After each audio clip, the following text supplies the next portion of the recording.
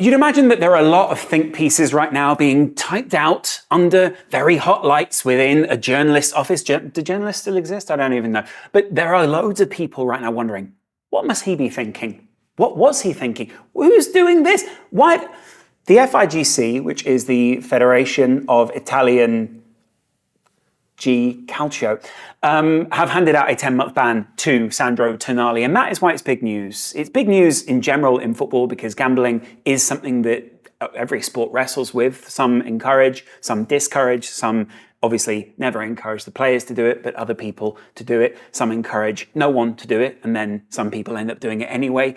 How do you manage the idea of risk and reward within sport, which inherently encourages you to look at risk and reward, and also shows you that if you are good at weighing up risk and reward and you're good at judging things, then you can benefit from it. And yet here we are, constantly almost now, throwing the people under the bus who suffer the most, the people who become gambling addicts, the people who wrestle with inner demons, the people who wrestle with the big problems which are so often involved with modern football. So, on top of that, my real question after hearing that he's banned for 10 months, which impacts Newcastle, also impacts Sandro Tonali, but also impacts the Italian national team and also the Italian FA, how did they come to the conclusion of 10 months? Well, first of all, part of it was because they negotiate how long he's out. It isn't just kind of a, hey, you're going out and this is how long. He puts forward a case as to why it should be a shorter space of time, and they put a case as to why it should be this space of time, and then they find some middle ground. Other people have had longer, other people have had shorter, and that is obviously based on the charges that he has. But on top of that, he's then agreed to do rehab for 8 months, public appearances. He's still able to train at points, so I'm not sure whether it's the whole period, with the Newcastle team. Whether he'll be encouraged to interact with the Italian national team will also be interesting. But that's partly what I want to get into here. Like, if you're Newcastle, I get it, like, you must feel incredibly misled. And, some people are saying, oh, it's ironic that Newcastle have been misled because their owners may have slightly misled in the first place. Who really owns Newcastle? And I get it, like, there is a delicious irony to some of this and how deals are done. But broadly, why is it that the Italian FA can decide their own punishment for a problem which is happening within their own jurisdiction and is basically in their interest to cover up, move on from, and essentially sweep under the carpet? It's like the mob boss, I'm not saying at all that they're involved, by the way, in Italian gambling syndicates or Italian gambling at all, apart from maybe official agreements, but the point is, it's like the mob boss going, maybe we should give my Capitan 8 months in prison. Because of course it serves his interest in the long and short term, first of all, to have that person back on the streets with him or back on the football field with him. Secondly, you don't want to make this look like too big of a problem. You don't want to make this look like it's so serious that you don't have a control on it and therefore you have to go extreme. But weirdly, like, for in a country which very often does deal with things in the extreme, they looked as if they're trying to be extremely even-handed in all of this. Now, maybe some of that is down to what some people call a serious affliction and some people call a convenient addiction that Sandro Tonali is afflicted with. And I've got to say, when it comes to addiction, I think the judgmental side of it, which is the convenient affliction, it probably isn't something we can wrestle with. We never know what someone's gone through, is going through mentally, or the pressure that they were put under to take part in some of these things. So always err on the side of human compassion. But on the other side of that, it then benefits some of the people, maybe not even Sandro Tonali, who is now the face of this whole thing, to brush it under the carpet, move on from this, have him back playing for the Italian national team in no time, have him being the face of Italian football, have him earning serious amounts of cash which probably go back into Italy in the first place, probably go back to reinvesting within the economy there, go back to having a team, all these kind of people that he employs, probably quite a few Italian people involved in that as well. So there is a conflict of interest, shall we say, in having the Italian FA deal with this. Now, that leads me on to another thing. Not so long ago, when we saw that there were big issues within ownership within the Premier League, but also just within football in general, a number of people got together for a call, for lots of conferences, for ideas of how we could begin to control some of these wild, unregulated elements of sport. Some of them can be controlled. Illegal gambling, very difficult to control. If you legalize it, if you mean that you need ID with it, all these kind of things, companies push back on that. Some companies want there to be not unregulated gambling, but less regulated gambling because it means higher profit margins for them. And of course, you want to encourage the people who do want to gamble legally and without any affliction, which is probably something that's very difficult to judge anyway, but you get my point, to be able to do that in a safe space. On the other side of that, can you ever really do that? Are you able to make a sport where that happens? Does that not need independent regulation, which isn't currently in place? Can we expect FIFA to regulate themselves? No, clearly not. On the day when Gianni Infantino is releasing his own statements saying that he has never done anything wrong, not that I'm saying that he has, but you get my point, can we trust that UEFA, FIFA, the FA, the Italian FA, the Swiss FA, any FA, name any organization to be self-administering for the antidote as to what is going on?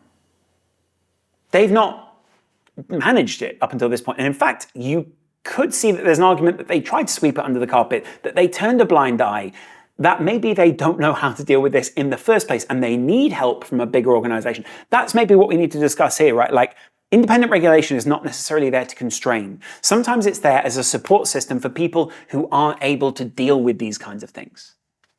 I'm just saying.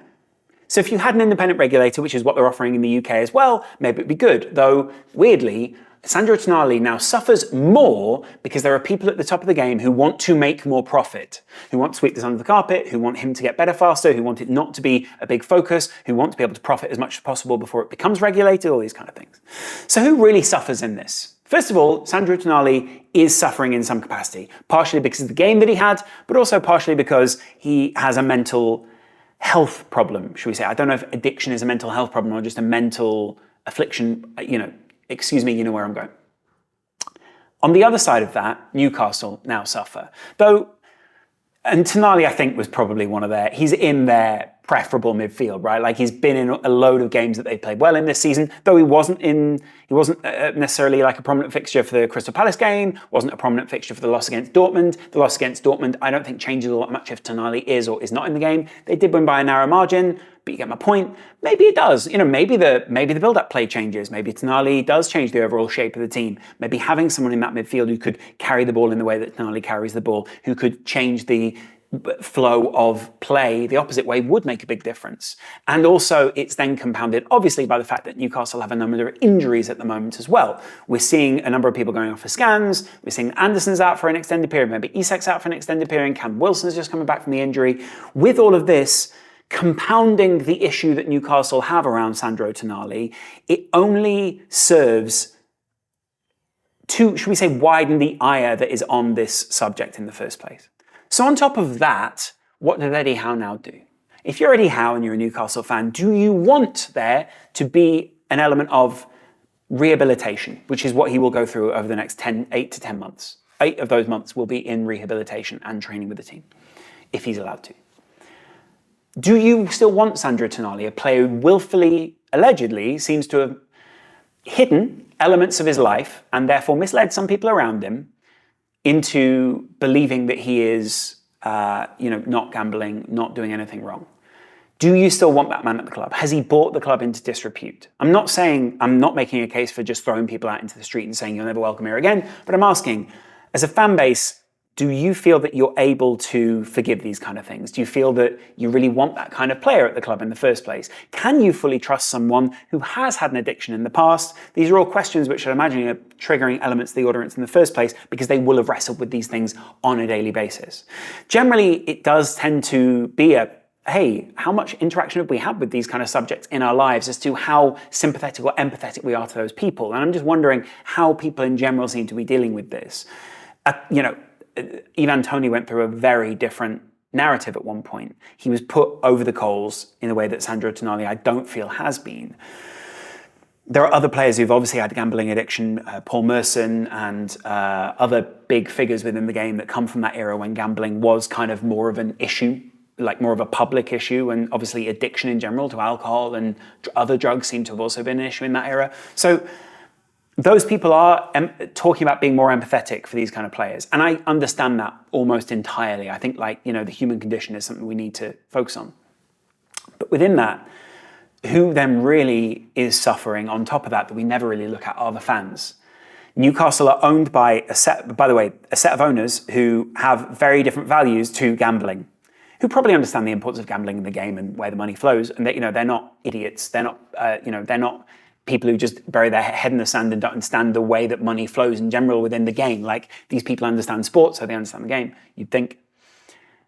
But within that, Sandro Tonali has let the fans down. And I get it. Like, this was their biggest signing, essentially one of their biggest signings ever at Newcastle. Bruno Guimaraes will be another one of those. Isak will be another one of those. They got him at a cut price. He should have cost a lot more, but essentially he is, in terms of value, probably their most expensive signing ever, probably the most expensive signing ever anyway, but the most expensive signing ever in terms of actual market value. What he brought to their midfield, maybe Bruno Guimaraes has evolved since then, but you get my point here. So what do they lose? Can they back that up? Can they make that up in the aggregate and bring in another player? Should they be allowed an emergency player? This is something the club didn't know. This is something maybe some people would say, hey, you should have done more background research. You should know more about the player. You should have questioned why you were getting on a cut price loan. You should have looked more into his personality, all these kind of things. Is that really fair on Newcastle? Should teams have to do an extent of almost private detecting on their players in order to get them to this point? Not really. But will other Premier League clubs grant Newcastle the license to not do, to like have another player? Probably not. So it's fascinating in the first place. I think there's a lot of social dynamics that we're also unpacking here, and it's that apex of where football meets culture, right? I'm interested to know what you guys think. Let me know in the comments below. First of all, I think it's probably the right thing to do. Tonali should deserve rehabilitation. I've had similar arguments around other people who've done illegal things or just been, in general, kind of bad influences at clubs. Overall, I would always advocate for rehabilitation and reintegration into something that they love. Some people in my last video were speaking about something that I said around this being a privilege. And they were saying, I don't agree with that. Football is not a privilege. Some people see it as a privilege, and I think broadly football fans see it as a privilege for you to represent their club, for you to put the badge on, for you, even if it is at this point a capitalist exercise. That doesn't mean everyone has to take part in that paradigm of the game in that way and interact with their club, their community, the people and the things that they hold dear in a capitalist manner, right? These are things that are passed down from generation to generation. I support Liverpool because my father supported Liverpool. He supported Liverpool because his father supported Liverpool. Thinking of that in the first place makes me emotional. So the fact that now we're saying like, oh yeah, within business, this is going to impact them this way, seems slightly to miss the point of why Tonali has let some people down here, why people will be disappointed. Broadly, it is an important role in society to earn a lot of money, to represent something, to carry the expectations and the happiness of a set of fans. You could say there's social conditioning there, but you get my point. Like, broadly, this is a privileged position to be in. Only a select set of people get to do this. And they're not even elected. They're not chosen by the people, though obviously, they are chosen in the interest of the people, though those two things don't always converge. But you get my point. Like, there is something there to be unpacked as to why it's a privilege to be in this situation and why, to an extent, hijacking the support of those fans and hijacking the goodwill of those people should be better investigated and should be better gate-kept by people like the FA, by people like the Italian FA. And at the moment, I don't feel that's ever properly been unpacked. I'm not moralizing around it. I'm not saying, therefore, you shouldn't be allowed to interact in the game. But what I am saying is I think a huge point has been missed here, that while we're focusing on the individual and healing the individual, which, by the way, is in the interest of the people covering it because they receive gambling money and they receive all these different aspects, NFTs, all these kind of things. These are all revenue streams to a lot of these people who are covering this, and not cultural touch points which are based around the community and the club. Just remember those two things are at odds. Remember this from the Super League. The FA is no different from the Super League. The FA, FIFA, UEFA are no different from any of those people. Their interests generally converge in the same place of profit and basically building their own profile and career. It sounds cynical, but just go with me on this one. So I'm interested to hear what you guys think below. It isn't just about ban him, get it done, move on. Maybe it is to you, and maybe I'd be interested to hear from some of those people who do just see it as short term, deal with it like this, the game will move on, blah, blah, blah. How will Newcastle cope? Does this hinder their top four drive, I want to say? I get the feeling it was already hindered. And there have been games where they've looked like that old Newcastle. There have been games where they've looked like slightly weaker Newcastle. Would Tonali have been that finishing piece?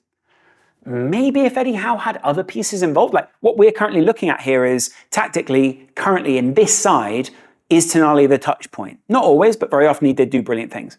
But say they signed someone else who then relies on a competent midfielder who's able to carry the ball, who's able to distribute the ball, who's able to do all the things that Tonali did, but I broke down in my own profile of him months ago. What then? Because Eddie Howe and the exercise of Eddie Howe's Newcastle is exactly this. Operate, because we can't bring all the players in at once because we are financially restricted, on a level which makes us better than the sum of our parts. Pep does it, Klopp does it, Arteta does it, all the best managers in the Premier League do it. So why should Eddie Howe be any different? And why are we analysing Newcastle differently? Possibly because they aren't seen in that strata just yet. But that's what Eddie Howe's aiming for, so analyse it that way. In that paradigm, yes, they're losing out big time here on a player who would have been so key to all of that. So let me know in the comments below, how big of a loss is this? What context is this the biggest loss? And what would you do if you were the people handing out the punishment to Sandro Tonali? I'd be interested to know what you guys think, and it'll be interesting to get in the comments down there. I'll be down there in the comments. Much love, see you in a while.